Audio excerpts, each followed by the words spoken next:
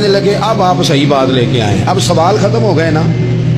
کہنے لگے اب آپ بات فذبحوها، انہوں نے ذبح کر دی. وما کادوا یفعلون، پر ایسا کرتے نظر آتے، لگتا نہیں تھا کریں گے ذبح پر ذبح.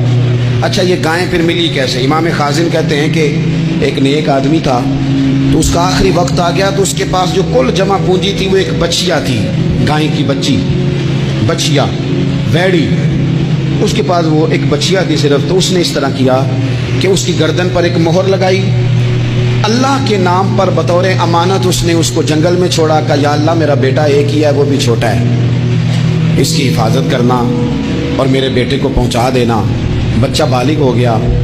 اس کی ماں نے کہا بیٹا جو امانتیں رب کے پاس رکھوائی جائیں نا ان میں خیانتیں نہیں ہوا کرتی، جا کے جنگل میں آواز دے تیری گائے واپس آ جائے گی. اس نے جا کے جنگل میں آواز دی کہ وہ جو میرے باپ نے امانت رکھوائی تھی وہ کدھر ہے.